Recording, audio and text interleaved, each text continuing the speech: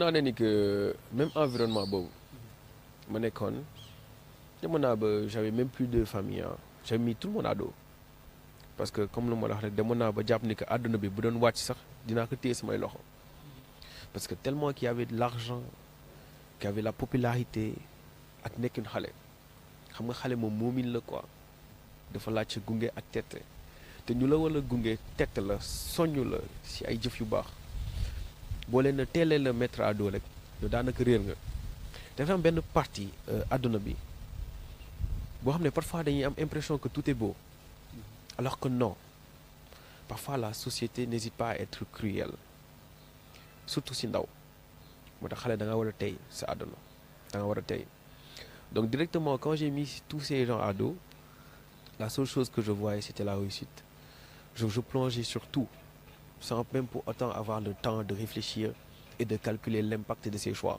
tout ce que je voyais c'était l'argent donc juste en définition il y avait tout d'abord ce jeune qui voyait que l'argent donc environnement boobu noonu ak cadre bu ma la expliqué sànq dama si xam ñaari nit yoo xam ne ils ont carrément changé ma vie peut-être que du ma wax ay tur mais l'autre c'était un mentor pour moi c'était une personne très riche qui avait réussi dans sa vie genre et qui m'invitait juste à rendre beaucoup plus professionnelle ma vie parce qu'en soi il fait partie de ces premières personnes qui ont cru en moi ma gënee nekk ndaw suñu première discussion directement daf ma xool mu ne ma tu vas être quelqu'un mu ne ma je vois quelqu'un en toi xam nga comme ça quoi genre mu ne ma je vois vraiment quelqu'un en toi et directement il n'hésitait pas à me motiver et à me donner des opportunités parce que en soi il se disait que man xale laa woon mais dëgg benn mag la si biir benn yaram xale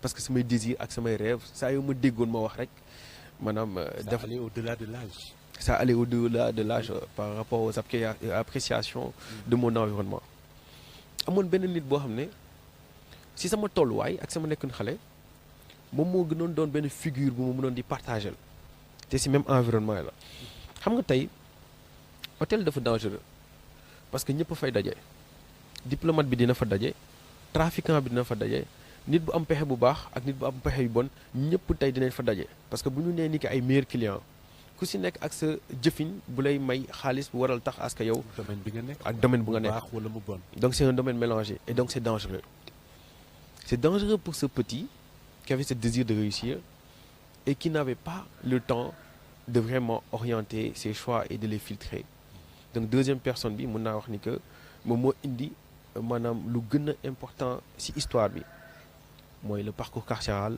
et l'environnement cybercriminel c'était une personne que j'ai connue à l'hôtel boobu j'avais 16 ans j'étais un jeune j'étais petit hein malgré le fait que ma jàppoon sama bopp ni que muusoon naa ak amoon naa expérience ak lu ne mais en soi xale laa woon. Cette personne, il était sénégalais? Il est sénégalais? Non, il était je pense congolais, ivoirien. Ouais. C'est important. Ouais. C'était pas un sénégalais. Il était congolais et ivoirien. C'était une personne que j'appréciais beaucoup. Moi, mon magon, il avait vers la trentaine. J'avais 16 ans. Mais on avait ces mêmes désirs. Parce que j'aime beaucoup, en fait, l'olmo inouï, c'est ma introduction sur mon jet set. Quand j'ai eu l'opportunité d'avoir de l'argent a commencé à faire des effets en moi. C'était un pouvoir pour moi. Le fait que fu ma daan dugg nit yi di ma ree di ma signe j'avais pas cette sensation quand j'étais papy. Donc j'étais tombé amoureux de cette sensation et de ce pouvoir. Il y avait une nouvelle chaleur autour de toi. Ouais, j'avais de l'énergie en fait. Le fait de pouvoir. De se dire pouvoir. Parce que xaalis su lay def si nit. Donc bu ma nekkee xale loolu la ma xaalis bi dikkee woon quoi. Donc man ak moom ñoo bokkoon ay mood ñoo bokkoon ay environnement ay lu ñuy bëgg parce que moom da daan bëgg di dem boîte di ñuy jëlandoo ay affaires ensemble et tout ça xam nga juste pour dund monde jet set bi alors que l'autre personne c'était une personne responsable qui m'appelait en soi pour expliquer la bon da ngay sol chemise da nga war a def nii da nga war a kii mais boobu lu ma dem gis c'était d'exister quoi lépp lu mu dem wax rek ma daf daan metti sama bopp donc directement genre il était beaucoup plus facile pour moi de me familiariser avec cette autre personne qui a impacté sur ma vie bu waral lu bëri parce que looloo initie après sama introduction si monde cybercriminel sans même pour autant m'en rendre compte en fait. Comment cela s'est passé? maanaam nit kooku noonu suñu relation dafa demoon ba nekk lu dëgër. Je le prenais comme un frère. Ouais. J'avais beaucoup d'affection pour lui. Maanaam lépp lu demoon si sama ay génn ñoo ko daan defandoo. Tout mon temps c'était qu'avec lui. Au fur et à mesure, il avait commencé à me faire certaines propositions parce qu'il voyait que j'avais beaucoup d'abonnés sur les réseaux quand même. Parce que lu ma daan exposer sama vie dafa yóbbee woon askan nit ku nekk rek daan bëgg di xool ak di kumpa di ñëw di abonné aussi man. Donc j'ai très tôt fait des milliers de vues sur Snapchat et sur les réseaux aussi. Donc nit yi ñëpp bàyyoon nañ ma xel. maa ngi fàttaliku premier appel am il n'était même pas sur Dakar. Il m'a dit alors As, moi c'est As qui m'appelait, il m'appelait As. Il m'a dit que en fait je voulais que tu me gères quelque chose. Genre loolu conversation boobu dama ko mos a fàtte. mu ne ma dis-moi je veux que tu me sers que tu fasses quelque chose pour moi. mu ne ma en fait je te demandais est-ce que tu avais la possibilité d'écouler très rapidement des matériels électroniques. Des matériels électroniques, ben oui. Parce qu'il y avait toujours cette notion de oui. Moi, j'étais l'homme qui était prêt à tout faire, en fait. Tu vois? Bah oui. Il a commencé à m'expliquer, mais directement, mon frère, le jour où nous demandait de silencier sur téléphone. Et ça, il nous manquait de haut-parleur, mais comment on a fait? Parce que le mot de début, il a commencé à dire que nous avons 200 000 francs par pièce. Genre, si un MacBook, à l'époque, ça coûtait 1500 €. Et que si je dis genre pièce mu nekk mën naa si am 200 000 et boo commencé dégg 20 30 40 50 maa ngi dem commencé door calculer sama bopp ne 200 000 fois 10 c'est 2 millions fois 50 c'est quelque chose. Donc man j'étais carrément sur mes nuages. Donc je me suis porté garant. J'ai commencé à vendre les matériels électroniques qu'ils me donnaient si diggante 2015 ba dem 2016 des centaines de matériels électroniques divers. Des MacBooks, des iPhones, divers sont passés entre mes mains. demoon naa ba nekk genre distributeur yenn grande surface yu bëri yoo xam ne tey man maa leen dem déposer ay matériel tey bu ñu demee au fond loolu doon nekkoon tamit xaalis bu bëri boo xam ne jaar na si man daanu ma woon jël temps en réalité bëgguma woon sax xam nan la mbir yi tënkoo lu ma si intéressé woon rek mën a xaalis ma si dem gagné xam nga boo nekkee xale rek. te xamoo àdduna nga am seul désir réussir nekk kenn am dara. Mais un vrai businessman aussi. waaw comme un businessman quoi. Tu vois que l'argent venait très facilement. En une semaine je faisais beaucoup d'argent parce que je pouvais me retrouver à vendre 10 20 MacBooks. Je te donne juste quelques exemples. La semaine si tu as 200 000 300 000 par pièce tu te fais un 5 millions par semaine. Dis-toi quand tu es un jeune et que tu as 15 ans xaalis boobu yëpp bëri si yow. Forcément dina impacter te dina désorienter sa yoonu vie mais désorienter boobu bàyyi ma ko xel nekk moom di ko bàyyi xel dama daan dund di defee lépp pleinement xaalis bi daan ñëw bu baax a baax a baax ma si daan tamit profité du baax di bëgg tamit di woon wane yenn nit yoo xam ne dans le passé genre ñàkkoon nañ ma bàyyi xel que Assane il était là et que j'existais vraiment donc man jàpp naa sama bopp ni que maa ngi woon au sommet ba par la suite en 2017 yoon xamal ma ni que looloo indi sama première instruction si wàllum cybercriminalité ñu placé woon ma si sous mandat de dépôt sujet réel bi c'était directement porté sur ces matériels électroniques. naka la demee woon. maanaam tey en décembre 2016 j'avais voyagé avec lui. si diggante temps boobu yëpp mosuma woon jël dëgg neex yàlla temps wu laajte ko matériel yi si benn jour il m'avait expliqué que dafa amoon possibilité am des matériels par rapport ak moom ay contactam vu qu'il achète en lot de les avoir à moitié prix donc ça c'était le tout début foog naa benn yoon rek dama si jéemoon a expliquer brièvement te foog ma sax laaj ma ko woon moom ma demoon di expliquer directement donc en soi il me disait qu'il avait toutes sortes de produits à 50%. Donc en soi, 20% yi ma si daan gagné muy 200 000 300 000 yi je me suis jamais posé des questions. Je me disais que ça c'était une opportunité, c'était une chance et je devais directement saisir cette chance. Donc envie bi ak désir boobu noonu nekkoon sama bopp maanaam comme lu lay wax rek boo nekkee xale nga bëgg teel a am xaalis te fekk ne que yoonu xaalis liewul ak xale jëlay yóbbee si à orienté la ngay def ay mauvais choix donc noonu la affaire yi suivi ba ñu dem ba xamal ma ni que matériel yooyu ça avait été acheté illicitement via institution bancaire maanaam matériel yooyu ma daan jaay mu doon matériel yu xaw a bëri si diggante 2015 à 2016 c'était acheté illicitement via institution bancaire donc foofu la tout a basculé.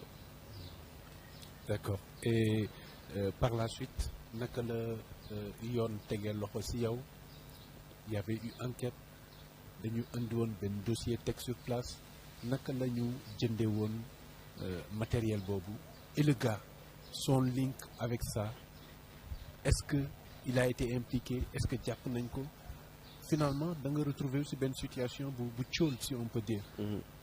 naka la demee woon exactement ak naka la ñu def ba mettre le sous mandat de dépôt. maanaam tey bu ma demee voyager en 2016.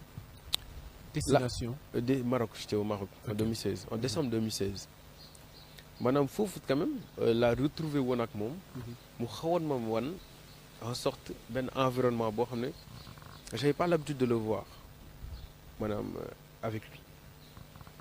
On était dans un environnement où en soi je pouvais voir des brouteurs mais en soi il y avait pas de définition maanaam yow yaay wéet ak sa xel di comprendre quoi di ne mais ah ouais maanaam tolloon nañ si benn jamono ñu àndoon fenn foo xam ne j'avais vu beaucoup de gens qui étaient concentrés sur leurs ordinateurs et tout ça genre jour boobu dañoo jóge woon restaurant sax jaar fa mu ne dafa am benn waaye bu muy set mais en soi boo gisee ñoo ñëpp ak nu ñu bëree ni ñu concentré woon si seen ordinateur maanaam c'était clairvoyant que ak seen ay le fait que bokk na ci nationalité bu ñu nekkoon et que boo nekkee Sénégal dañ la teel a dugal sa bopp que ñag yi ñoom en général c'est directement relié à la cybercriminalité donc moi quand je vois les gens ki ñii di wax en appel vidéo par-ci par-ça yaa ngi lay xaw a jox benn environnement cyber mais en soi j'étais à cœur de la cybercriminalité sans pour autant le savoir. Le plus grand réseau africain.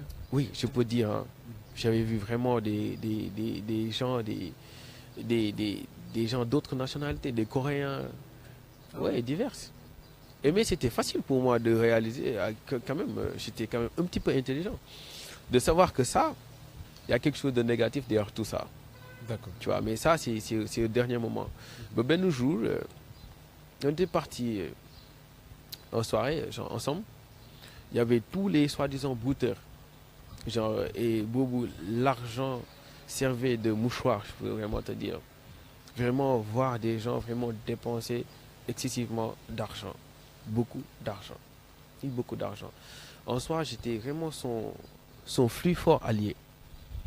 La personne incontournable pour lui. La seule personne dont il pouvait faire confiance. Parce que parfois, s'il y a une explication, il me faisait savoir que dans le passé, amoon na benn nit boo xam ne daanoon na ko jox ay matériel que kooku mujj bi seen ay relation dafa détérioré wu parce que daf ko mujj soi-disant dóor. Donc en soi, moi, même sans pour autant me rendre compte, j'étais à cœur d'un environnement, d'un très grand environnement cybercriminel. Je n'ai jamais hacké, je n'ai jamais pompé, mais tous les matériels, tout ce qui servait de blanchissement à ce réseau cybercriminel passait par moi. Et je le vendais par des matériels électroniques, sans pour autant le savoir, je te dis, sans pour autant le savoir. Mais en décembre 2016, sérieusement, au fond de moi, j'ai fait ce résumé en fait, en moi. J'ai compris. Là, quand j'ai vu les gens, quand j'ai voyagé, j'ai compris. Là, je me suis dit, mais Hassan, dans quel drap tu t'es vraiment mis, quoi? Tu es dans quoi? Il m'arrivait de crédibiliser, de dire, ah bah ouais, c'est matériel que je vends. Sérieusement, hein, j'ai commencé à savoir, à me poser ces questions réelles en me disant que je sais que jugewul si lu lew. Mais comme lu nga wax rek boo nekkee ndaw nga am fukk, tu prends pas le temps de mesurer l'impact de tes choix. Et boobu je pense que c'était au dernier moment parce que diggante décembre ak janvier février foofu la lépp basculer. D'accord. Alors bi mu basculer affaire bi éclaté systématiquement au Sénégal caricaturé nañ la. On parlait du plus grand hacker du Sénégal alors que nee nga nekk nga au centre de ce réseau sans pour autant que nga xam ne yow nekk nga ci réseau bu gën a mag ci réseau de cybercriminels yi finalement justice teg la loxo mettre le sous mandat de dépôt envoyer le prison naka nga ko dundee balaa ñuy ñëw si biir séjour carcéral bi. Bon, tout s'est passé tellement rapidement par rapport ak samay rêve par rapport ak sama désir dafa jékki saay rek mel ni àdduna bi dafa jékki saay rek lëndëm lépp fay plus aucun bruit lépp ne tekk maanaam bu ma jógisee Maroc en février je pense en février 2017 dafa amoon ku ma woowoon benn jour ne ma dafa maa soxla woon mais demoon naa ni que du moment où que j'étais tout le temps avec lui j'étais même ami avec ses amis maanaam j'étais dans l'environnement sérieusement sans pour autant ma xam dëgg-dëgg lu environnement bi di doxel mais nit ñooñu rek laa dem nekkal mais man sama tâche c'était de vendre des matériels électroniques donc je cherchais pas à poser beaucoup trop de questions mais ñoom laa dem nekkal tout le temps donc bu mu ñëwee 2017 en janvier février amoon ku ma woo téléphone joxoon ma benn rendez-vous fii piscine olympique ne ma ni que il avait quelque chose d'important à me dire benn nit bu ma xam bu ma demee ba foofu ñu agressé ma maanaam fu histoire bi commencé ma demee ñu agressé ma genre ils s'étaient présentés comme en étant la police mais ils avaient commencé à mal agir genre poigné ma maa ngi yoroon xaalis sama poche ñu daal di koy jël affaire bi semblé woon ma bizarre parce que si sama nekk ndaw nekkul woon benn yoon du ñaari yoon bu ma nit yi daan ut si parfois di présenté wu comme ay nit pour di ma raquette ak di ma jéem a soutiré ak di ma jéem a menacé donc en soit j'avais compris je me disais que soit comme noonu la rek donc quand j'ai eu l'occasion de fuir j'ai fui parce que boobu c'était beaucoup plus pour sauver ma peau en fait parce que quand même il y avait beaucoup de risques ñëpp dañ ma daan wër fu mu daan mënti nekk nit yi di ma seet ak lu bëri quoi donc bu ma dawee ba côté école normale ma daal di jël benn taxi waroon dem boobu agressé nañ ma sama loxo bi sax mi ngi dagoon parce que mu may pousse bu may tourné daw maa ngi daanoon ak sama téléphone te sama téléphone yi dagg sama loxo donc en soi j'avais peur parce que fii bu daggee day naaj bu baax donc bu ma demee ba toll école normale j'avais cette envie aussi de savoir la réalité je me posais cette question est-ce que c'est vraiment des policiers qui sont venus genre me prendre en fait. Et du moment où il y avait cette question qui revenait dans ma tête, je me suis dit que j'allais partir sur les lieux et essayer de savoir ce qui se passe. Bon, moi, demain, am yenn nit yoo xam ne xamoon naa leen dans le passé, ils m'ont expliqué qu'en soi, nit yooyu du ñu woon ay policiers. Ay nit la yoo xam ne ils étaient derrière chez un ancien commissaire de Point E, ils préparaient leur coup. Gardien bi nekkul woon ci kanamu kër gi mais mi ngi woon ci ginnaaw. En soi bu ñuy wax ni que bu ñëwee bul ko dóor nañ jël lu mu yor gardien bi avisé na patron nekkoon un ancien commissaire du commissariat du Point E. Il avait déjà genre appelé. Il y avait des éléments civils qui étaient là présents. Donc directement ñoom bu ñu ñëwee rek ils sont passés à l'acte man ci même moment may daw il y avait les policiers qui les avaient attrapés. Ils étaient au commissariat de Point E. Quand on me l'avait dit tellement rassurant je suis parti pour quand même xam quoi. C'était bien orchestré. C'était bien orchestré plutôt. ma demee commissariat Point E j'ai vu directement parce que yaa ngi dugg yaa ngi gis cas bi ñu ngi xaw a nekkee nii je reconnaissais carrément le gars qui m'avait pris de là avec son Lacoste vert directement sans même faire exprès dama ñëw rek présenté wu ak sama loxo bi tout ça gis directement commissaire bi si buntu bi je lui ai expliqué mu ne ma ils sont là directement j'ai dit c'est lui le gars il a un petit peu insulté etc. Il s'en est pris à lui ne que calme-toi on va s'expliquer. En soi, il m'a dit que si je devais déposer une plainte, il fallait que ma ànd ak sama tuteur wala sama parent parce que boobu j'étais mineur. Moi, je portais plainte pour agression parce que dama jàppoon ni que mbir yi agression la woon mais bu ma ñëwee si lendemain bi en fait mbir yi règlement de compte la woon benn nit boo xam ne si sama environnement si nit yu ma daan àndal il avait utilisé frauduleusement maanaam carte bancaire magu kooku bëggoon jaar si man pour jot si kooku mooy environnement bu mu la dem expliquer si ñu ma daan nekkal mooy ay xaritu maanaam kooku daanoon ma jox matériel électronique yi genre règlement de compte la woon qui s'est mal passé et j'avais porté plainte pour agression donc en soi il avait directement tout lié sur moi du moment où j'avais porté plainte ils avaient pas de justificatif maanaam prouver seen ay acte ils avaient dit que dañ ma joxoon seen ay carte bancaire et que je l'avais utilisé frauduleusement foofu la lépp basculer. D'accord alors carte bancaire yooyu da nga jugé nécessaire ñu dugg ci c'était les cartes bancaires jot ngeen ci def ay opérations naka la tëddee exactement les gens ont envie de savoir. Non, il n'y a pas eu d'opération. Parce que comme le Moulko expliqué en 5, moi j'étais dans un environnement sans pour autant m'en rendre compte. Tu vois. Donc en soi, ça y est, non, manam acte environnement, il de me retourner contre moi. Donc nit kok non, ni d'Adam ni de Ève. Il venait pour un règlement de compte. Si ben nit bo xamné daanoon na mu fréquenter parce que maa ngi lay expliquer ni que demoon naa ba lépp lu jëmoon si samay fréquentation rek maanaam si environnement nit kooku noonu ma xamoon la si cadre hôtelier bi bu ma daan jox matériel ay xaritam laa dem àndal. Donc en soi nit kooku noonu lañ bëggoon a teg loxo jaarale ko si man et ça s'est mal passé. Donc en soi la personne il avait directement tout lié sur moi. Il avait expliqué que man la joxoon genre ay carte bancaire am carte bancaire u sëram plutôt. Et que moi, j'ai fait des procédés frauduleux. C'est la première déclaration. Et je te dis, cette personne, je ne la connais ni d'Adam ni d'Ève. Je ne la connaissais pas du tout. D'accord. Nit kooku noonu ma daan nekkal benn nit su ma daan nekkal moom la amuloon ak problème kooku la dem wut. loolu moo indi problème bi. loolu moo indi là où tout a basculé. D'accord problème yi taxul mu des foofu mu yem foofu finalement ñu mettre le sous mandat de dépôt à quel motif ak naka le mbir mi amee wax nga ko mais finalement mandat de dépôt bi nga mujj dugg prison naka nga ko dundee après. Après bon c'était très choquant pour moi parce que foofu laa commencé en soi commencé réaliser impact environnement bi amoon si man donc comme lu ma la wax rek tout s'est effondré d'un claquement de doigts maanaam très rapidement. D'accord après nga dugg prison à la chambre 9. Non, non, j'étais mineur. C'était le tout premier problème. On m'avait placé sous mandat de dépôt. C'était choquant parce que je ne m'attendais pas à ce qu'on me place sous mandat de dépôt. Parce que directement, dès que j'ai été déféré plutôt, les gars, ils commençaient à voir une étiquette. Ils m'avaient décrit comme le pompeur.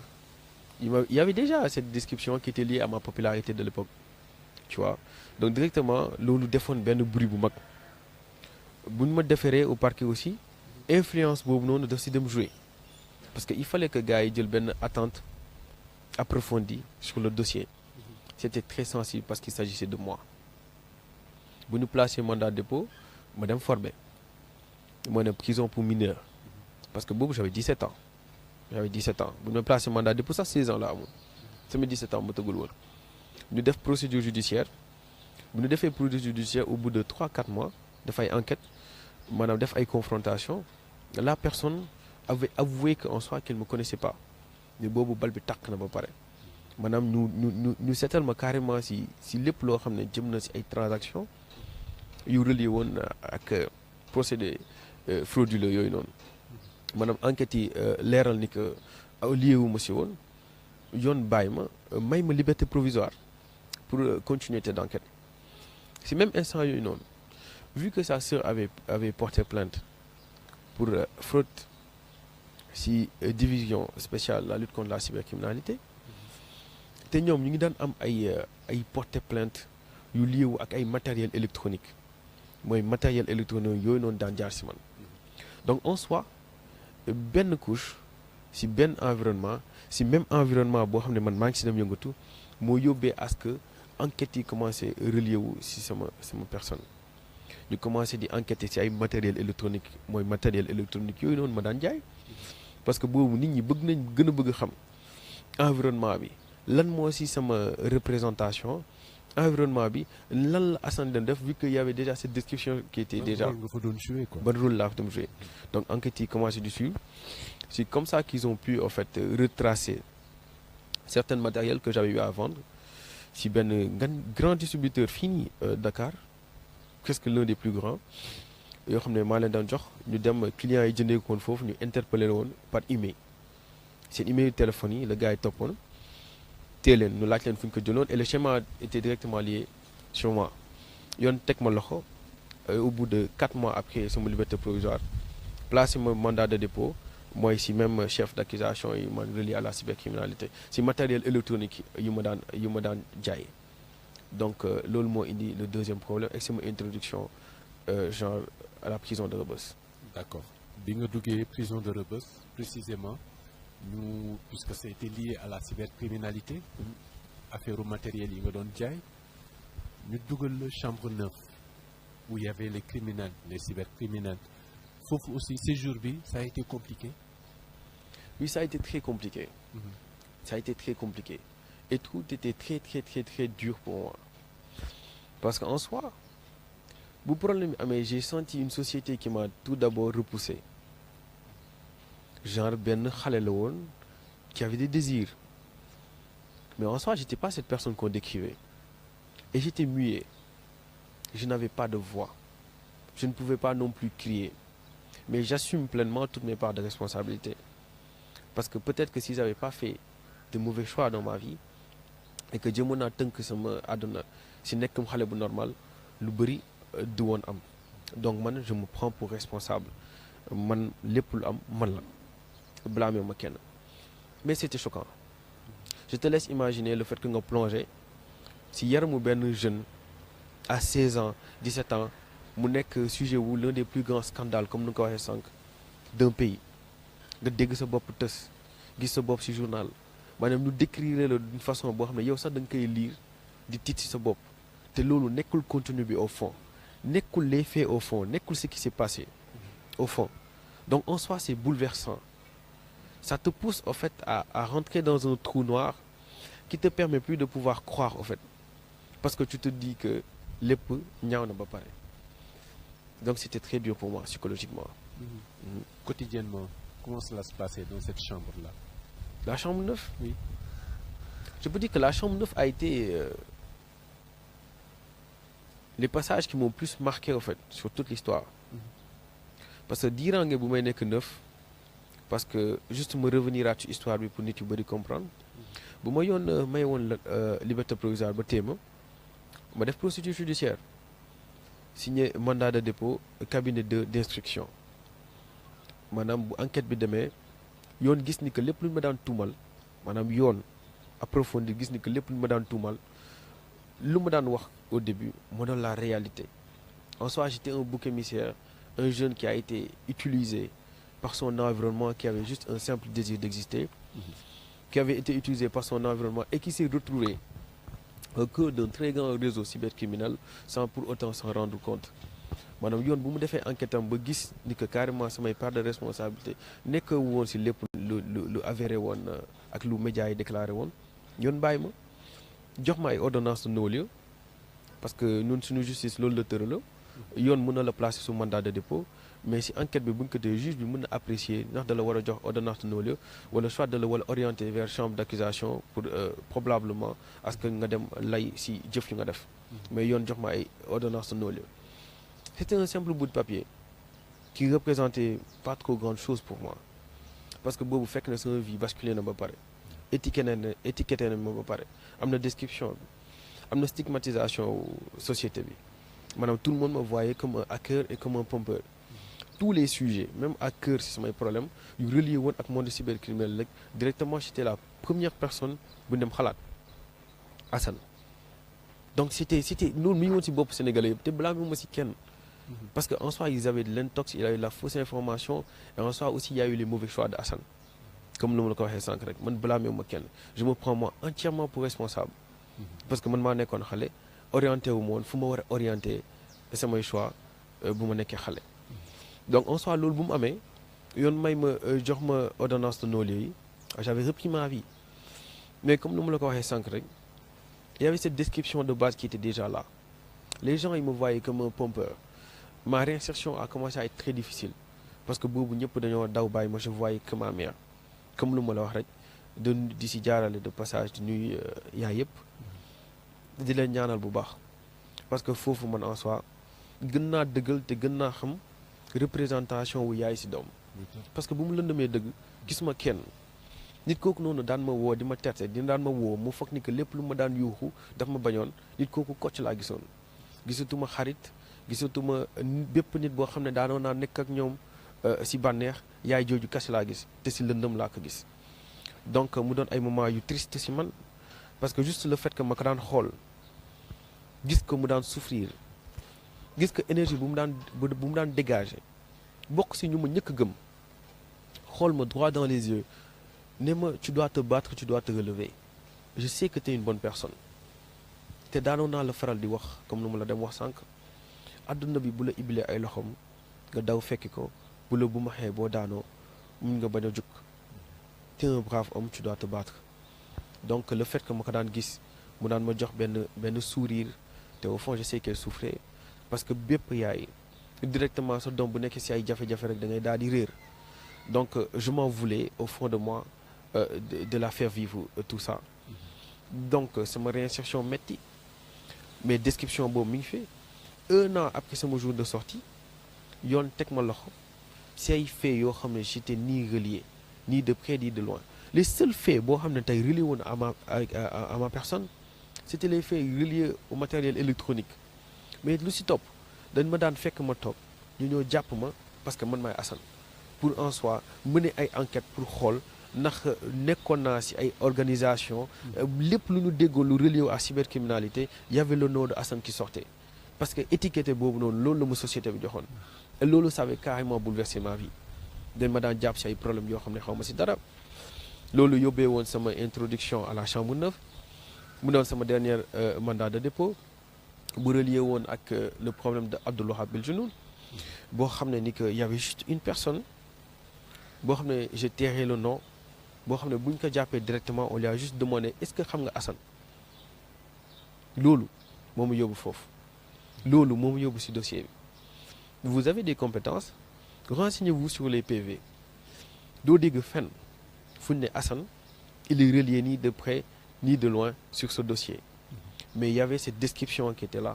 Tout le monde me voyait déjà comme un acteur. Et donc je devais assumer la réalité de cette description.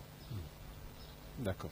Alors après jafe-jafe yooyu yëpp parcours bi xaalis bi ni mu surgiré d'un coup avec cet environnement bi nga xam ne moom nga découvrir jafe-jafe yi topp ci bi loolu weesoo yëpp mu mel ni tiré nga des leçons de ce que la vie a pu t'apprendre en bien comme en mal. Oui, les leçons c'était obligé. C'était pas obligé, mais c'était obligé pour moi. Parce que ça, c'était pas cette personne, ce que j'y vivais, ne relatait pas à cette personne que je voulais devenir. Mais je l'ai aussi assumé. Parce que j'ai accepté la réalité disant que yàlla moo ma yóbbee woon à ce que ma jaar si lii mais waruma tax a bon. Parce que da ngay wax de mon plus jeune âge, j'ai fait la chambre avec le plus de taux de criminalité au Sénégal.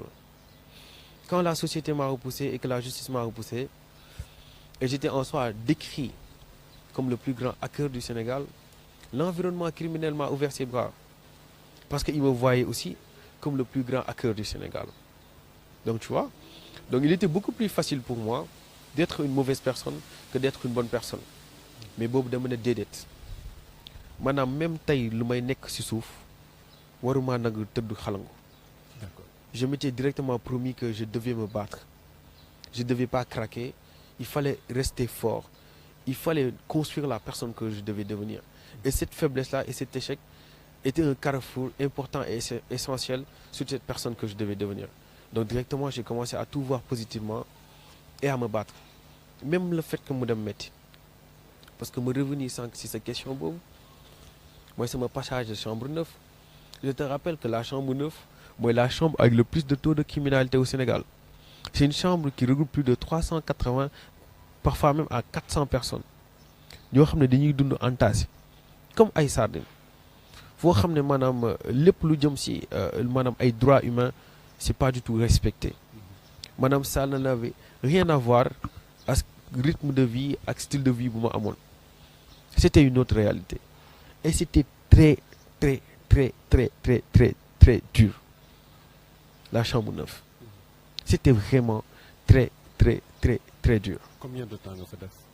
J'ai fait 4 mois, 1 semaine à la chambre 9. Après maa ngi dem chambre des malades assur parce que 9 maa ngi fa jëlee woon feebar.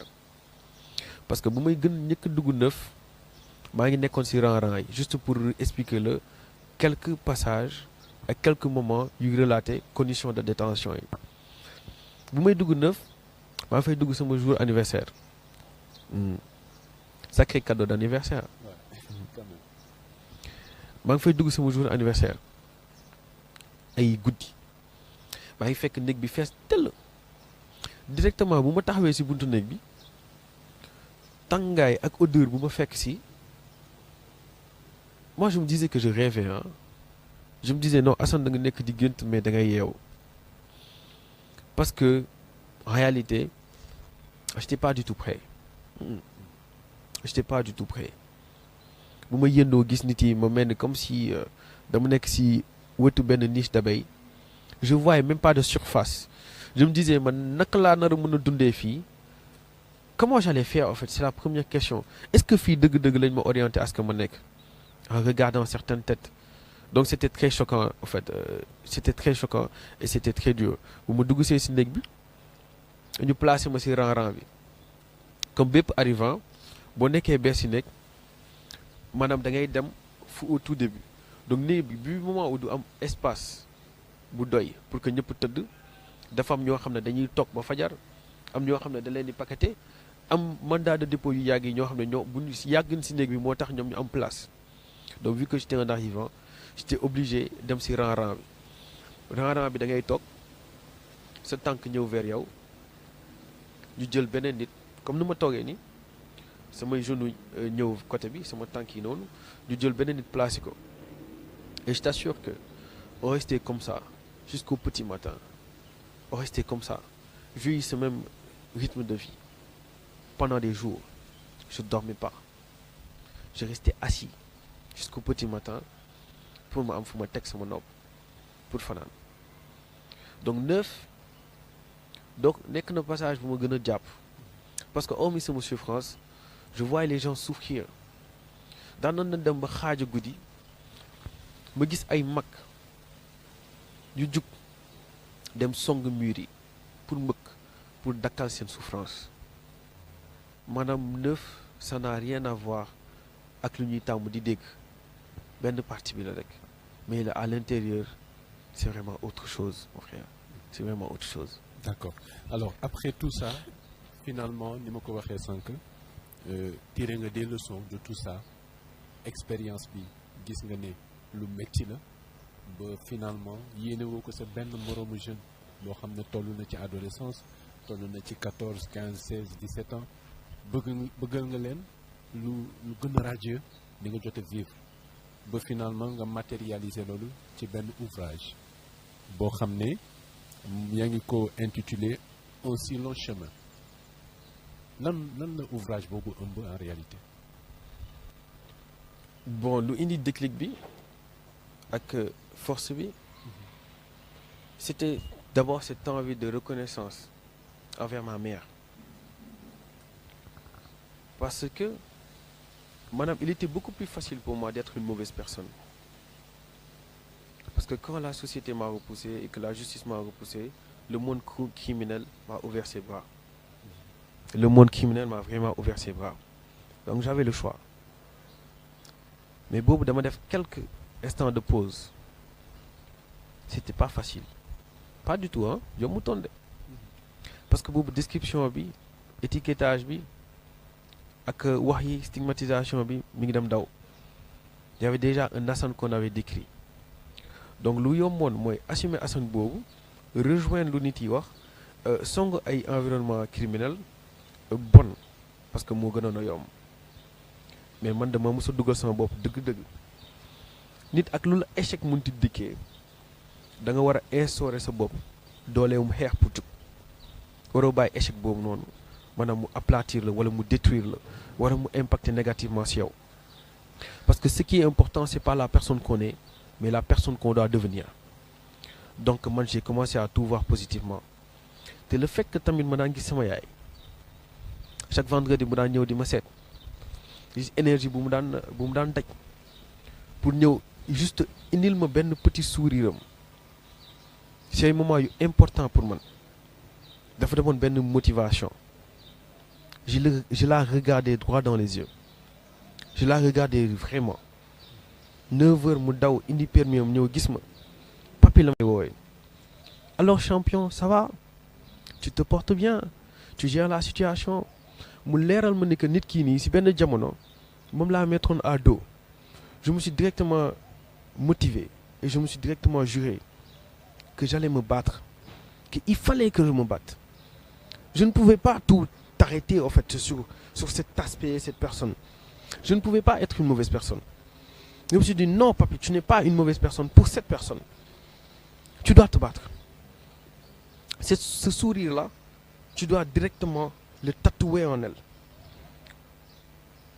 Donc c'était obligé pour moi, par reconnaissance, pour cette mère brave qu'elle a toujours été.